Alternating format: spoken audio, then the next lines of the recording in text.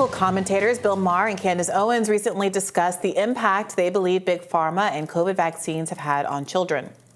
Forcing it and in children who never needed it for this, who the least likely. And they're so sick. The kids have never been sicker. And that's, right, never I been start my series by asking, these kids have never been more vaxxed. We're the most vaxxed country in the entire world. You know, we have these high infant mortality rates when weighed against third world countries. And you're being told that this is because we're super healthy. You got kids 75 vaccines. When I was a kid, it was 12. In 2022, the Centers for Disease Control and Prevention recommended all children 6 months through 5 years of age receive a COVID-19 vaccine. And on a recent episode of the Joe Rogan Experience, host Joe Rogan attacked Big Pharma's alleged forcing of COVID-19 vaccines on children to protect their pockets. Last year, only 17% of Americans got the fall COVID booster. So far this year, it's under 3% per Bloomberg.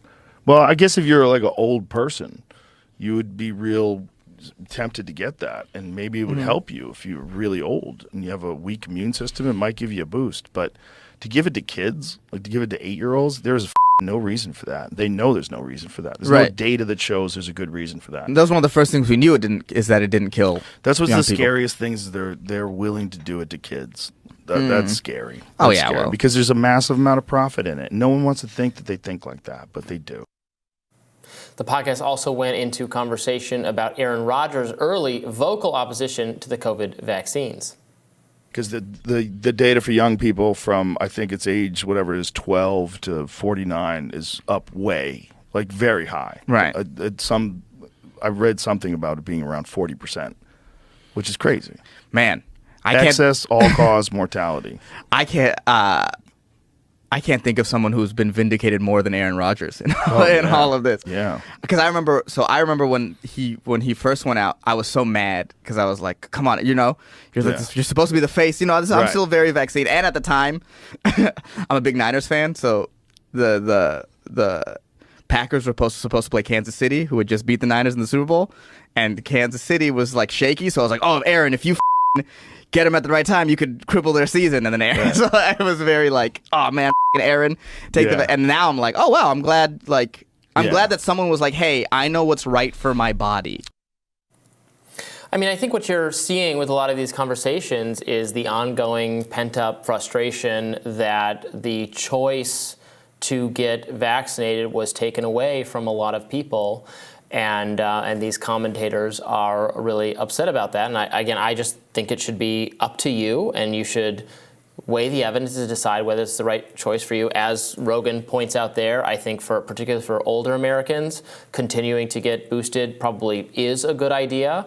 Of course, you can look into that yourself. Like he says, if you're a much younger American, there's not a lot of evidence it's doing you much good, particularly if you've already been infected, but unless you have an underlying health condition. That's a pretty significant unless. It's a pretty significant unless. And I do sometimes feel like these commentators are doing a disservice to the public when they act as though the average American isn't frankly overweight or obese, has a comorbidity like diabetes or asthma.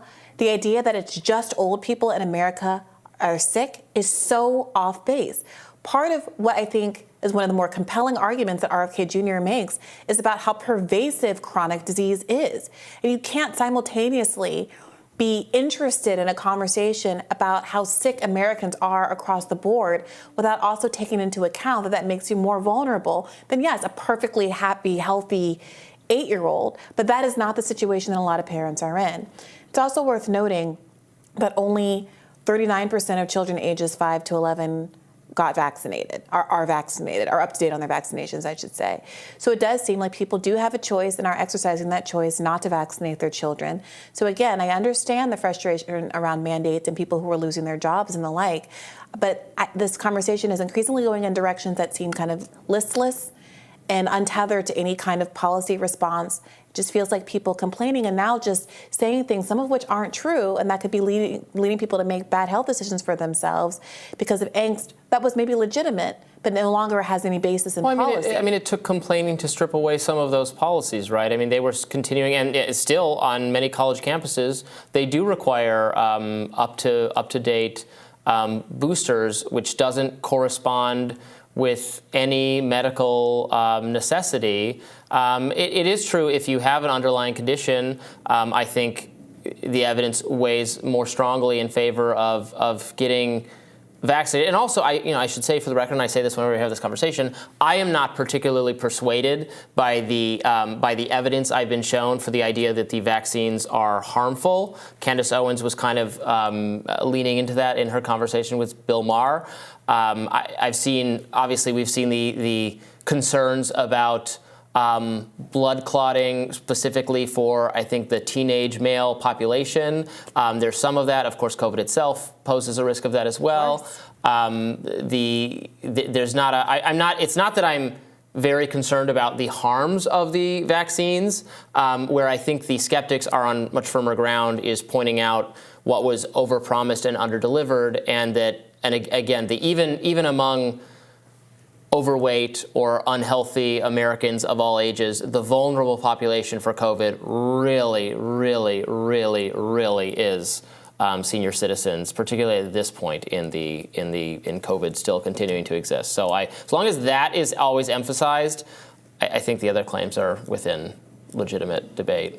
Well, in more COVID-related news, a former Florida Republican lawmaker has been sentenced to 4 months in prison for COVID-19 aid fraud. Joe Harding pleaded guilty in March to several charges, including wire fraud for fraudulently collecting $150,000 in pandemic relief funds, quote, earmarked for small businesses, according to The Guardian.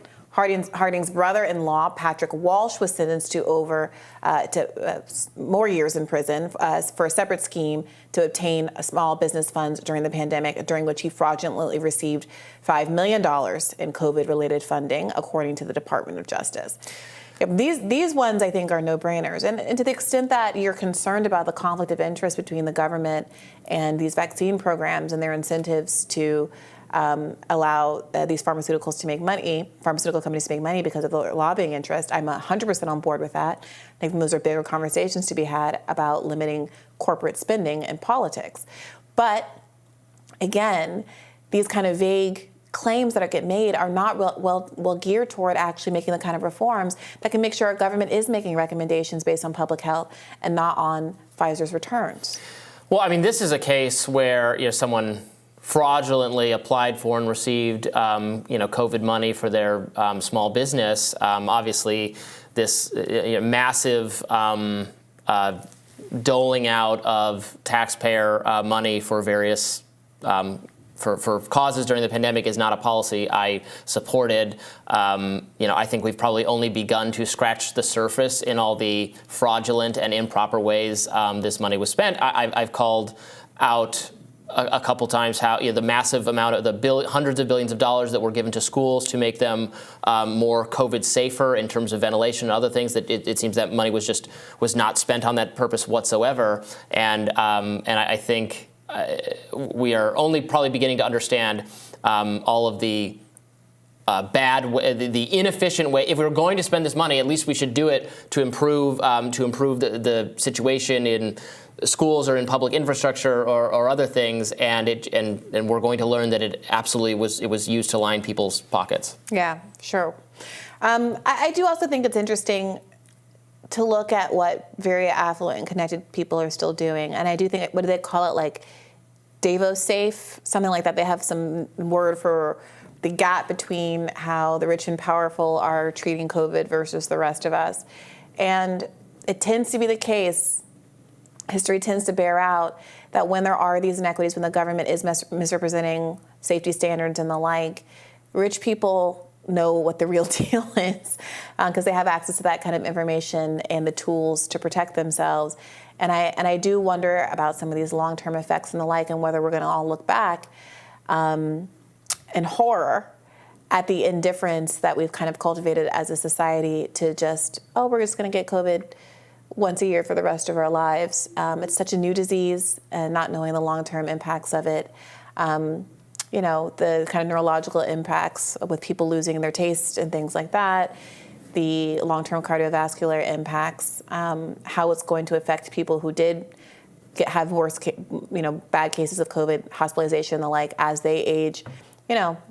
All of this is a public health concern that's going to come and fall on the taxpayer at some point if this exacerbates the chronic illness problems we have in the United States. So I'm grateful to doctors who continue to study this, and we will report on any new information that comes out about the state of the COVID pandemic.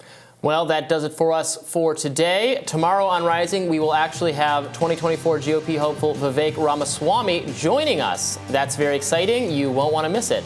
And if you haven't heard, we've brought back an old tradition of answering your questions in the form of Rising AMA. Ask us anything in the comment section, and we will answer as many questions as we can. That airs on YouTube on Sunday mornings at 11 a.m. Be sure to like, share, and subscribe so you never miss any content. And for those of you who prefer to listen while you're on the go, we are now available anywhere you listen to podcasts. Are you getting excited for Halloween yet, Briahna? I am. I'm deliberating still having a party, and that's causing me some stress. But generally speaking, I thought love you said the you were holiday. going to have a party. I thought we know. covered that already. All right, I got to persuade Briahna to have a party, so I have another excuse to wear my costume. Bye-bye, everybody. Bye-bye.